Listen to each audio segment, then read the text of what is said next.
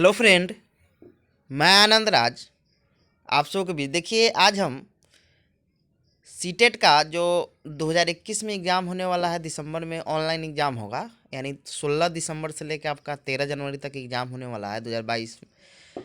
देखिए, उसमें बहुत सारा शिफ्ट में सीटेट एग्ज़ाम लेगी। देखिए, इसीलिए हम सीटेट का आपका ऑथेंटिक मतलब यानी प्रीवियस ईयर क्वेश्चन। देखिए, प्रीवियस ईयर ऑथेंटिक क्वेश्चन होता है, उसी के बेस्ट पर क्वेश्चन पूछता है। देखिए, बहुत सारा शिफ्ट में एग्जाम होने वाला है, इसीलिए आपका प्रीवियस ईयर क्वेश्चन के बेस्ट पर क्वेश्चन आ सकता है, समझे। क्योंकि उतना क्वेश्चन सीटेट कहाँ से लाएगी, इसीलिए आपको प्रीवियस ईयर पर कमांड बहुत अच्छा होना चाहिए।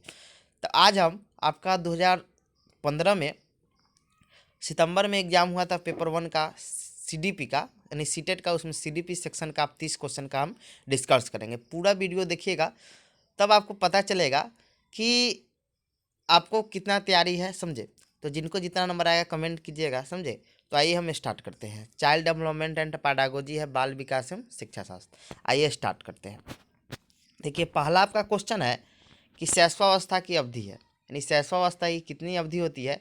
पहला ऑप्शन है जन्म से 1 वर्ष, दूसरा है जन्म से 2 वर्ष, तीसरा है जन्म से 3 वर्ष, चौथा है जन्म 2 से 3 वर्ष। देखिए, जो शैशवावस्था की अवधि मानी जाती है वो आपकी जन्म से 2 वर्ष मानी जाती है। पियाजे भी अपना संवेदी प्रेरक अवस्था दिए, तो उसमें भी बताया था जन्म से 2 वर्ष जो होता है वो बच्चा अनुकरण ये सबसे सीखता है, यानी वो भी 2 वर्ष बताए हुए थे, समझे। यानी जन्म से 2 वर्ष तक का क्या हो जाएगा, शैशवावस्था की अवधि हो जाएगा। आइए, दूसरा क्वेश्चन है इसमें है कि पियाजे के अनुसार 2 से 7 वर्ष के बीच का एक बच्चा संज्ञानात्मक विकास की किस अवस्था में होता है। देखिए, जो आपके पियाजे थे वो संज्ञानात्मक विकास का सिद्धांत दिए थे। क्वेश्चन तो आपका 1 नंबर का ऐसे ही बन जाएगा कि पियाजे ने कौन विकास का सिद्धांत दिए थे, संज्ञानात्मक विकास का, नहीं आपका कोग्निटिव डेवलपमेंट का सिद्धांत दिए थे। उसने बताया था कि बच्चा का जो संज्ञानात्मक विकास होता है 4 चरण या 4 अवस्था में होता है, समझे। कौन कौन अवस्था है हम सीरियल वाइज से बोल रहे हैं, समझे। पहला जो होता है उसका नाम है आपका, इंग्लिश में भी लिखा हुआ है, आप देख लीजिएगा। पहला जो आपका है संवेदी प्रेरक या संवेदी गामक अवस्था बोलते हैं, जिसका अवधि होता है जन्म से 2 वर्ष। कितना होता है, जन्म से 2 वर्ष, समझे। दूसरा होता है दूसरा आपका होता है पूर्व संज्ञानात्मक अवस्था, यानी आपका पूर्व संक्रियात्मक अवस्था, जिसका होता है जन्म से 2 से 7 वर्ष। कितना होता है, 2 से 7 वर्ष। तीसरा जो होता है वो मूर्त संक्रियात्मक अवस्था है, जो होता है आपका 7 से 11। और चौथा जो होता है आपका औपचारिक संक्रियात्मक अवस्था, जो होता है 11 साल से ऊपर। तो वही आपका क्वेश्चन पूछ रहा है कि पियाजे के अनुसार 2 से 7 है। 2 से 7 आपका क्या हो जाएगा, पूर्व संक्रियात्मक अवस्था हो जाएगा जो संज्ञानात्मक विकास का कौन अवस्था है, दूसरा अवस्था है। तो क्या हो जाएगा, 2 का क्या हो जाएगा, ए नंबर आंसर हो जाएगा। 2 का क्या हो जाएगा, ए नंबर हो जाएगा। आइए, तीसरा क्वेश्चन आपका है कि विकास डैश से डैश की ओर बढ़ता है, यानी कह रहा है विकास क्या होता है, डैश से डैश की ओर बढ़ता है। तो पहला ऑप्शन आपका है कि सामान्य से विशिष्ट, दूसरा है जटिल से कठिन, तीसरा का है विशिष्ट से समान, और चौथा है साधारण से आसान। यानी कह रहा है कि जो विकास होता है डैश से डैश की ओर बढ़ता है। देखिए, विकास जो होता है ना, जैसे आप लोग जानते होंगे कोई चीज़ पहले हम आसान काम करते हैं तब कौन करते हैं, तो विशेष कोई काम करते हैं, विशिष्ट करते हैं, समझे। यानी कहने का मतलब हुआ कि जो विकास होता है पहले सिंपल से क्या होता है, विशिष्ट, यानी जनरल से स्पेसिफिक होता है, समझे। यानी समान से क्या होता है, विशिष्ट होता है। पहले छोटा काम करेंगे तब ना कोई स्पेशल काम करेंगे, समझे। तो यानी समान से क्या हो जाएगा, इसका सिद्धांत ही हम पढ़ाएंगे मतलब अधिका विकास का। देखिए, इसका ऑप्शन हम पढ़ देते हैं। देखिए, जटिल और कठिन दोनों एक के शब्द है, तो ये ऑप्शन कट जाएगा। विशिष्ट और समान ये उल्टा हो गया, समान से विशिष्ट होता है, ये गलत हो गया। और साधारण से आसान दोनों एक के शब्द है, तो ये भी गलत हो जाएगा। यानी आपका क्या हो जाएगा, 3 का आपका विकास क्या हो जाएगा, समान से विशिष्ट की ओर होता है, यानी जनरल से स्पेसिफिक होता है। तीसरा क्वेश्चन है कि एक व्यक्ति सहयोग से सामंजस्य कर लेते हैं तो ये बच्चे के वर्तमान स्तर के प्रदर्शन को संभावित क्षमता के स्तर के प्रदर्शन की तरफ प्रगतित क्रम को सुगम बनाते हैं। इसे क्या कहते हैं। यानी देखिए, ये वाइगोस्की जो थे वो बोले हुए थे, जब बच्चा को कोई व्यक्ति सहयोग देता है या टेम्पोररी सहयोग देता है तो बच्चा अपने संभावित विकास के मतलब प्रगति के मतलब उस क्षेत्र पर पहुंच सकते हैं जहां पर उसको पहुंचना चाहिए था, समझे। यानी कहने का मतलब हुआ कि उनको सहयोग दिया जाए तो उनको मतलब जहाँ संभावित उनका विकास होना चाहिए वहाँ पर पहुँच सकते हैं, समझे। तो इसको वो बताए हुए थे, इस मतलब इस तो इसे क्या कहा जाता है, जो सहयोग दिया जाता है, अस्थायी सहयोग दिया जाता है, उसको क्या कहा जाता है। देखिए, उसको पार या ढांचा या सहारा देना कहते हैं। इंग्लिश में स्कैफोल्डिंग कहते हैं। इंग्लिश में क्या कहते हैं? स्कैफोल्डिंग कहते हैं। तो इसका आंसर कौन हो जाएगा आपका? देख लीजिए, बी नंबर स्कैफोल्डिंग। आखिर में देखिएगा सहारा देना, समझे। या पार या ढांचा भी रहता तो हो जाता। पार या ढांचा इसको बोलते हैं। क्या बोलते हैं? पार या ढांचा, समझे। तो पूछेगा कि पार या ढांचा किससे संबंधित है, तो वाइगोत्स्की सिद्धांत से संबंधित है। ये भी क्वेश्चन बन सकता है, समझे। वाइगोत्स्की कौन सा सिद्धांत दिए थे? सामाजिक सांस्कृतिक विकास का सिद्धांत दिए थे। ये सब आप कर सकते हैं। आइए अब चौथा देखते हैं, सॉरी पांचवा क्वेश्चन देखते हैं कि नवीन जानकारी को शामिल करने के लिए वर्तमान स्कीमा में बदलाव की प्रक्रिया क्या कहलाती है। देखिए एगो सिंपल आपको हम बताते हैं, इसका क्वेश्चन में आपको अब कबो नहीं दिक्कत होगा। देखिए, नई जानकारी शामिल करेगा, आंख मूंद के आप क्या मारिएगा? आत्मसातीकरण, या इंग्लिश में उसको क्या बोलते हैं हम लोग? एसिमिलेशन बोलते हैं। एकदम जहाँ भी आपको मिले कि पुराना स्कीमा में क्या कर रहा है या वर्तमान स्कीमा में नई जानकारी शामिल कर रहा है, तो वो क्या हो जाएगा आपका? तो आत्मसातीकरण हो जाएगा, यानी एसिमिलेशन हो जाएगा। लेकिन आत्मसातीकरण या इसी को समावेशन कहते हैं, समझे। समावेशन मतलब उसमें ऐड कर लेना, समझे। आत्म मतलब आत्मा मतलब अपने अति अंदर क्या शामिल कर लेना। लेकिन देखिए जब, तो इसका आंसर क्या हो जाएगा कि नवीन जानकारी को शामिल करने के लिए वर्तमान स्कीमा बदला, नवीन जानकारी को शामिल कर रहा है, समझे। यानी नवीन जानकारी शामिल करता है वर्तमान स्कीमा में, यानी कर रहा है तो आत्मसातीकरण कर रहा है, समझे। लेकिन जब कहे कि पुरानी या कोई भी योजना है, मतलब उसमें संशोधन कर रहा है या एडजस्ट कर रहा है या उसमें मॉडिफाई कर रहा है, समझे, यानी परिवर्तन कर रहा है, तो समायोजन हो जाएगा। एकदम यही चीज़ दो याद रखिएगा, क्या कि जब नई जानकारी शामिल करेगा तो क्या हो जाएगा आपका? आत्मसातीकरण। याद रखिएगा, नई जानकारी शामिल करेगा तो उसको क्या कहेंगे? आत्मसातीकरण। और जब पुरानी योजना में जब संशोधन करेगा या परिवर्तन करेगा या एडजस्ट करेगा, वो क्या हो जाएगा आपका? तो वो आपका हो जाएगा क्या? समायोजन या एक्रोमेडेशन इंग्लिश में कहते हैं। याद हो गया। अब इसना क्वेश्चन कहूँ भी फंसे तो कन्फ्यूज नहीं होइएगा, समझे। ये चीज़ हम भी पहले कन्फ्यूज होते थे, लेकिन याद रखिए क्या कि जब इस पर हम क्वेश्चन पर 4-5 क्वेश्चन एक जगह रख के फिर क्वेश्चन पर हम सोचे तो इसका एक निष्कर्ष निकला कि परिवर्तन जब होगा तो क्या होगा? समायोजन। जब नई जानकारी शामिल करेगा तो क्या हो जाएगा आपका? तो आत्मसातीकरण या एसिमिलेशन हो जाएगा। याद ही रखिएगा, समझे। और जो समायोजन और आपका जो समायोजन और आत्मसातीकरण जो होता है आपका अनुकूलन यानी एडेप्टेशन का क्या होता है कि भाग होता है, समझे। एडेप्टेशन जब दोनों होगा तो आप में क्या आ जाएगा? एडेप्टेशन आ जाएगा, समझे, यानी अनुकूलन कर लीजिएगा आप, समझे। ये चीज़ याद रखिएगा। आइए अब पचमा के बाद छठा क्वेश्चन में आते हैं। कह रहा है कि मध्य बाल्यावस्था में भाषा डैश के बजाय डैश अधिक होता है, यानी कह रहा है कि मध्य बाल्यावस्था जो होता है, मिडिल जो चाइल्डहुड होता है, उसमें जो भाषा क्या होता है। देखिए इसमें भाषा जो होता है ना, अहम केंद्रित ज़्यादा होगा, सामाजिकृत कम होगा। यानी बच्चा सामाजिकृत भाषा होता नहीं है, अहम केंद्रित रहता है, समझे। देख लीजिए कौन ऑप्शन होगा। मध्य बाल्यावस्था में भाषा अहम केंद्रित के बजाय सामाजिकृत अधिक होता है, ये नहीं होगा। सामाजिकृत के बजाय अहम केंद्रित अधिक होता है, क्या हो जाएगा आपका? मध्य बाल्यावस्था में भाषा क्या होता है, तो आपका छः का क्या आंसर हो जाएगा कि से सामाजिकृत के बजाय क्या होता है? अहम केंद्रित ज़्यादा होता है। तो इसका आंसर कौन हो जाएगा आपका? तो आपका 2 नंबर हो जाएगा। 6 का क्या हो जाएगा आपका? तो 2 नंबर इसका आंसर हो जाएगा, समझे। अब देखिए अगला क्वेश्चन पर अब आते हैं हम। अगला क्वेश्चन पर अब आते हैं हम। 7 नंबर जो क्वेश्चन है, तो इसका क्या हो जाएगा कि मध्य बाल्यावस्था में क्या होता है कि बच्चा का जो भाषा होता है सामाजिकृत के बजाय क्या होता है? अहम केंद्रित ज़्यादा होता है। आइए अब 7 नंबर क्वेश्चन में आते हैं। कह रहा है कि बाल केंद्रित शिक्षा में शामिल है, यानी बाल केंद्रित शिक्षा में क्या शामिल है? पहला इंग्लिश भी देख लीजिएगा, इंग्लिश में लिखा हुआ है। पहला ऑप्शन है बच्चों के लिए हस्तपरक गतिविधियाँ। देखिए हस्तपरक गतिविधियाँ सही बात है, बच्चा क्या करेगा कि हैंड से एक्टिविटी मतलब करेगा, सही है, ये हो सकता है। दूसरा में है कि बच्चा का एक कोने में बैठा, ये तो होगा, कोना में बैठा दीजिएगा तो क्या वो बाल केंद्रित होवे नहीं करेगा।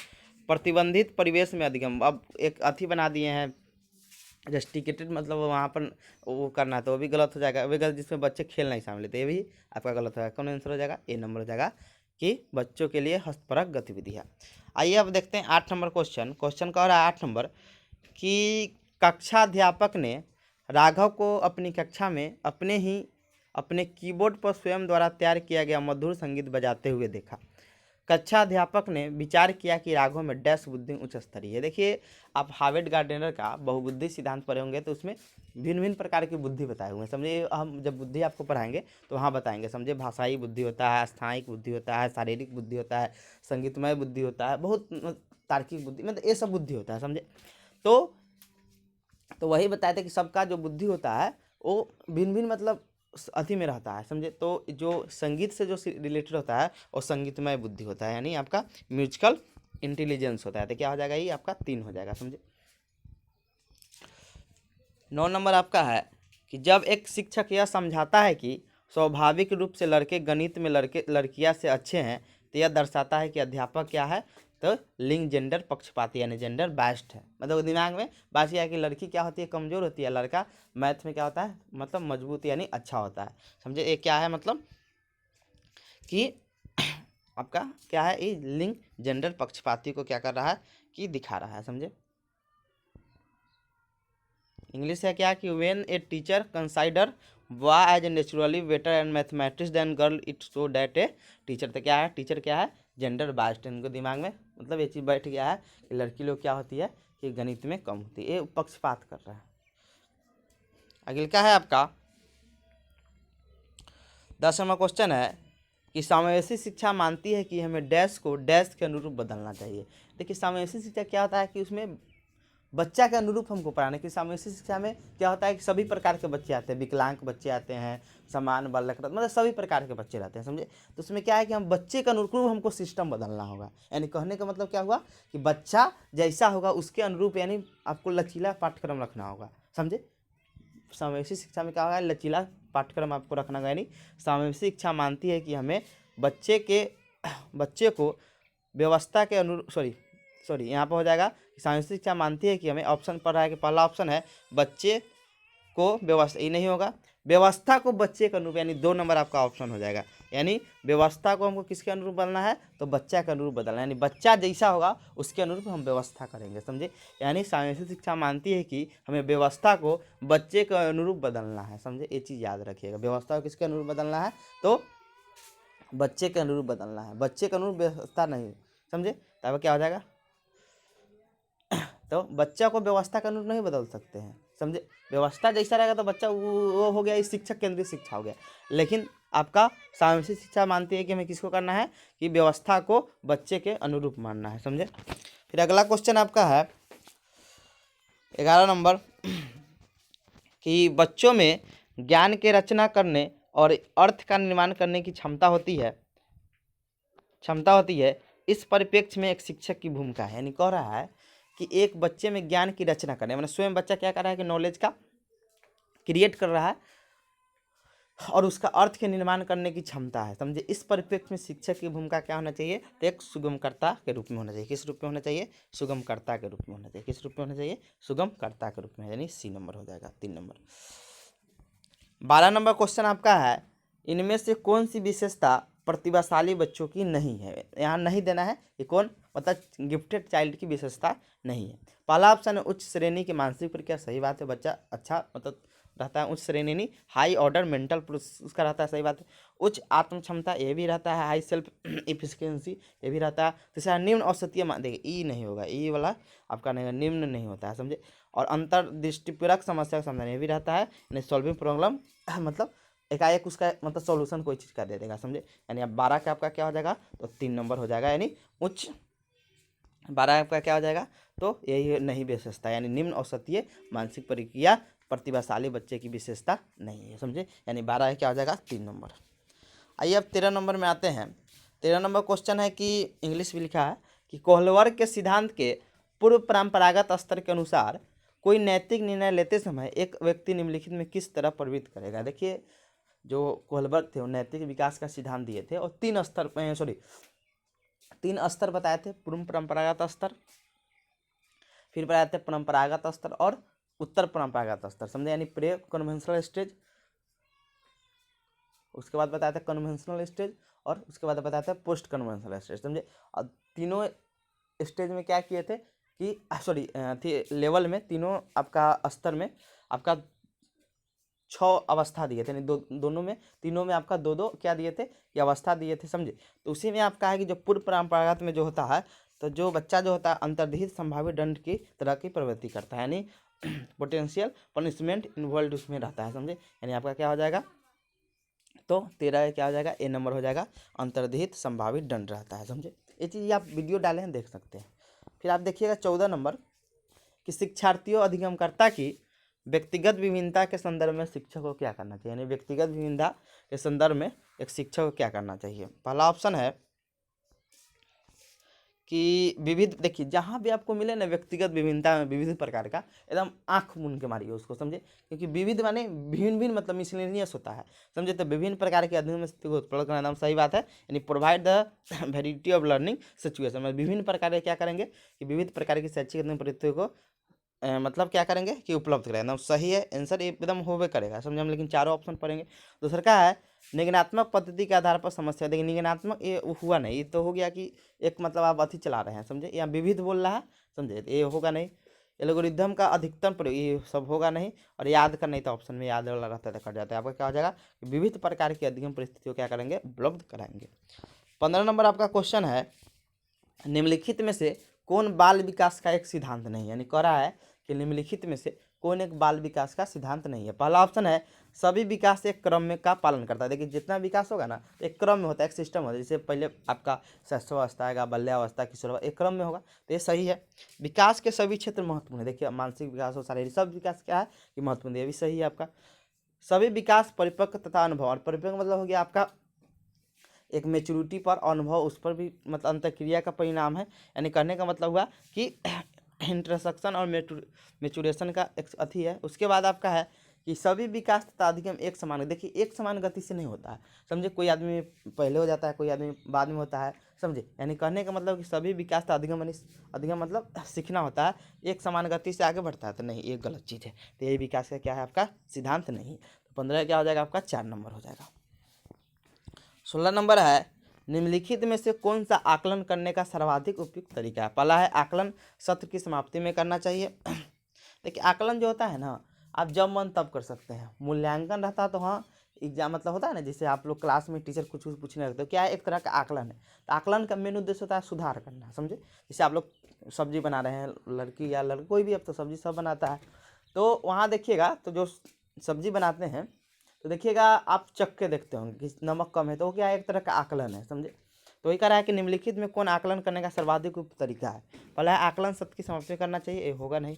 आकलन शिक्षण अधिगम, सही बात है कि आकलन शिक्षण अधिगम प्रक्रिया क्या अंतर्निहित प्रक्रिया है, समझे। अंतर्निहित मतलब आप उसमें शामिल है, समझे, आप जब मन तब कर सकते हैं, समझे, यानी assessment in inbuilt process in teaching learning, समझे।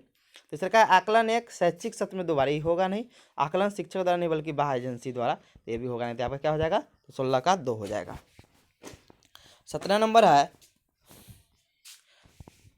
कि निम्नलिखित में से कौन सृजनात्मकता से संबंधित है, यानी कह रहा है कि सृजनात्मकता जहाँ भी रहेगा ना देख लीजिएगा, डाइवर्जिंग थिंकिंग देख लीजिएगा कहने दिया है, यानी अपसारी चिंतन जहाँ भी होगा ना, डाइवर्जिंग आँख मूंद के मारिए, समझे। जहाँ अपसारी चिंतन वाला जहाँ भी ऑप्शन में ज़्यादातर मिले वही आंसर सही होता है, समझे। अपसारी मतलब होता है विभिन्न दिशाओं में सोचना। जैसे मान लीजिए हम आपसे क्वेश्चन पूछे कि पटना के बारे में बताइए, तो बहुत तरह का बात बताइए, लेकिन वही हम कह देंगे कि बिहार की राजधानी क्या है था बताइएगा, सब आदमी एक के बोलेगा, तो ये हो गया अभिसारी, समझे, यानी कन्वर्जिंग, यानी एक दिशा में, और विभिन्न दिशा में अपसारी होता है, समझे, यानी डाइवर्जिंग। ऐसे भी याद रखते, देखिए आपको कन्फ्यूज होगा ना तो इंग्लिश देख लीजिए, सी छोटा आता है, पहले सी ना आता है, तो सी क्या कीजिएगा कि वो कन्वर्जिंग हो जाएगा, तो वो अपसारी यानी छोटा, और बड़ा आपका डी चौथा नंबर पर आता है यानी डाइवर्जिंग यानी अपसारी। ऐसे भी याद रख सकते हैं, समझे। हम तो ऐसे ही याद रखें, कन्फ्यूज हो जाते हैं इंग्लिश में, तो हिंदी में भी याद करने का तरीका है कि अप मतलब होता है, मतलब अप मतलब प से प्रसारित करना, ना विभिन्न दिशाओं में प्रसारित करना, ऐसे भी याद रख सकते हैं। और अभी मतलब होता है केंद्र, अभी मतलब अभी केंद्रित, यानी एक जगह पर केंद्रित करना, समझे, तो ऐसे भी आप कर सकते हैं, समझे।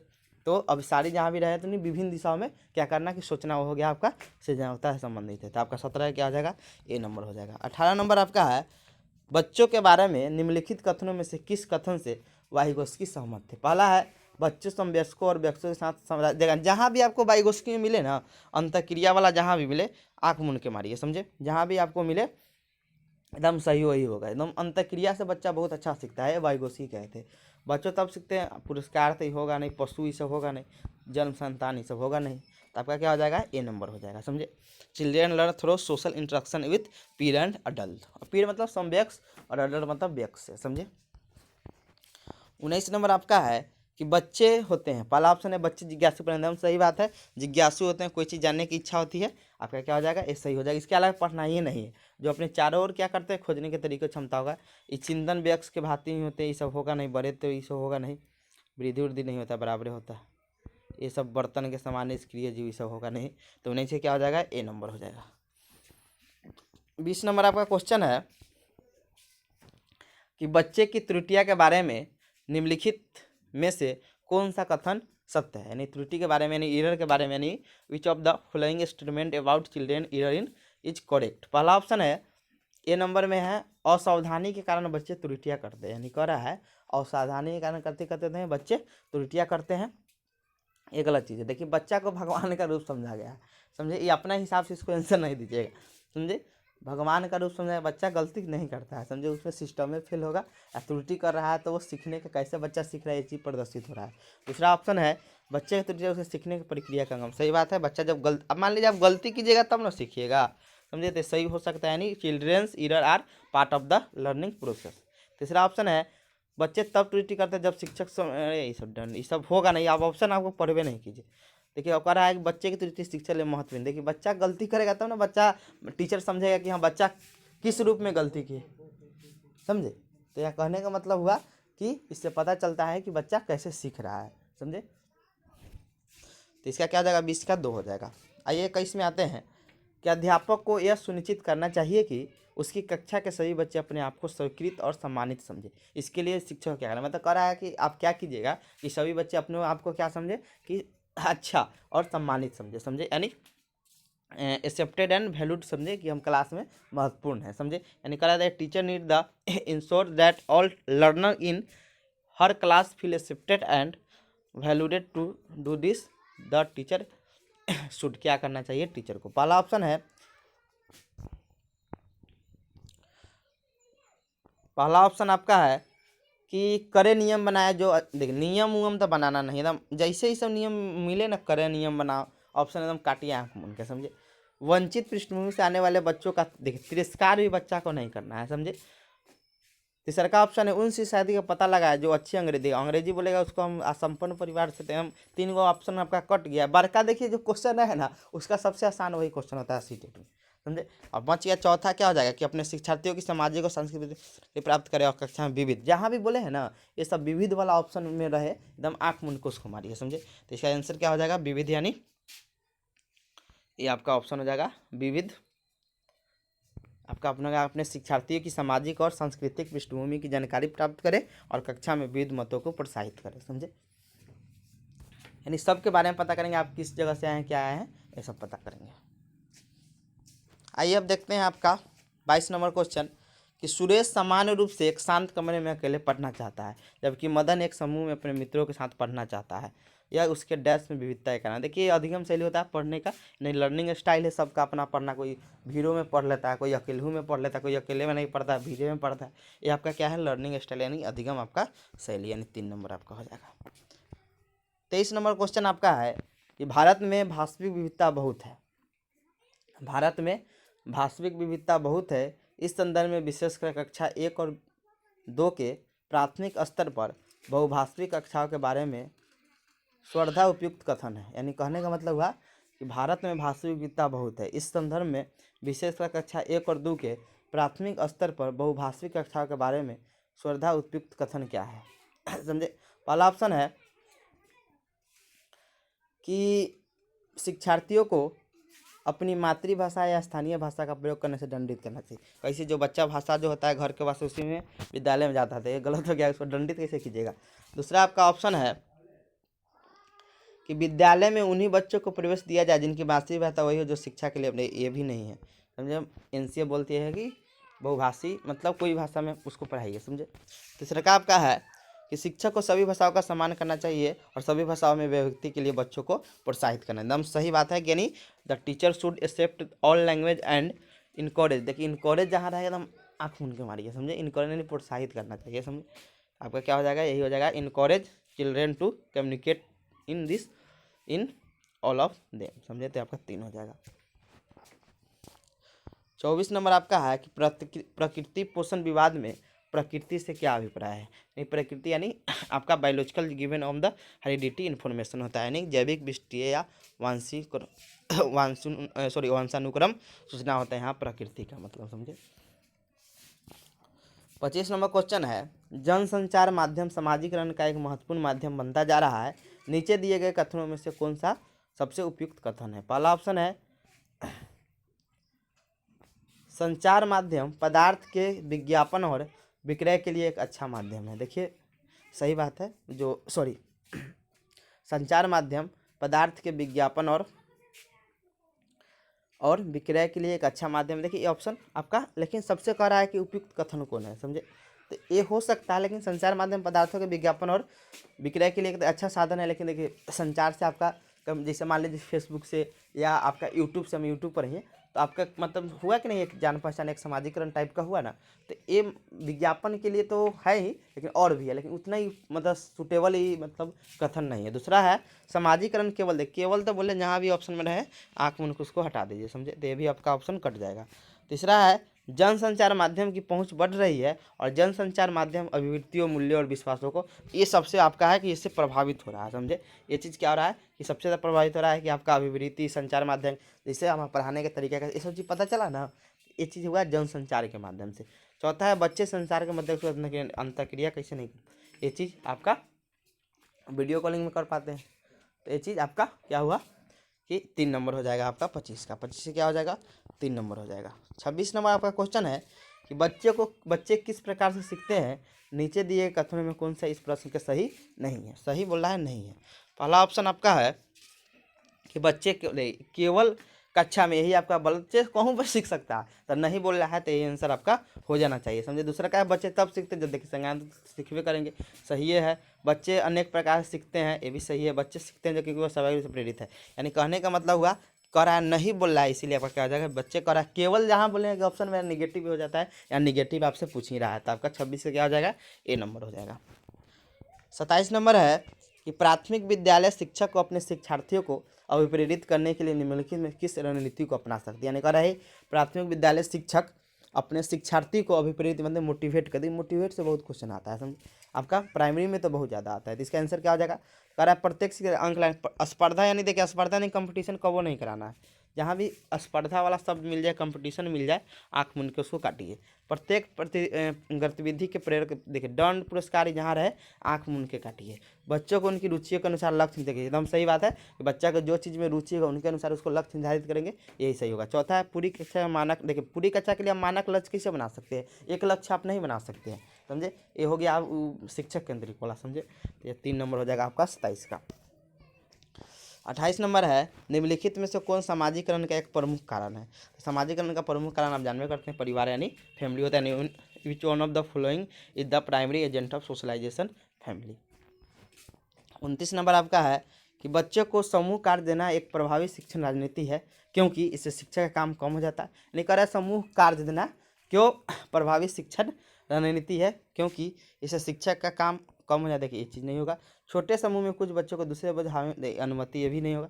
सीखने की प्रक्रिया में बच्चे एक दूसरे, देखो सही बात है कि सीखने की प्रक्रिया में क्या है बच्चे एक दूसरे से सीखते हैं और परस्पर सहायता भी करते हैं, तो ये आपका सही हो जाएगा। अब बच्चा अपना जल्दी, ये तो होगा नहीं, समझे, तो 3 नंबर हो जाएगा 29।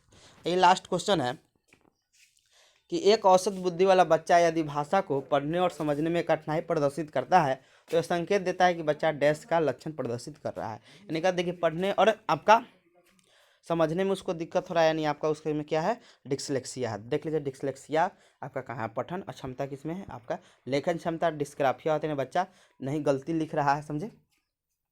तो जैसे मान लीजिए अब कहेगा वाज को 100 लिख रहा है, 100 बोलेगा लिख रहा है, या गलत उसका राइटिंग है, तो सब लिखने में ये सब पढ़ेगा तो हो जाएगा क्या आपका, तो डिस्ग्राफिया, सॉरी डिस्लेक्सिया। पढ़ेगा तो डिस्लेक्सिया, लिखेगा गलत मतलब दूसरे तरीके से लिखेगा, राइटिंग अच्छा नहीं है, डिस्ग्राफिया। और डिस्कैलकुलिया आपका क्या होता है घनिष्ठ संबंधी विकार होता है, समझे। तो आपका 30 का क्या हो जाएगा, तो आपका ए नंबर हो जाएगा डिस्लेक्सिया, तो समझे। ये आपका क्वेश्चन था, 30 क्वेश्चन हो गया। आप इसको ध्यान से देखिएगा कितना सही, आप कमेंट कीजिएगा। Thank you.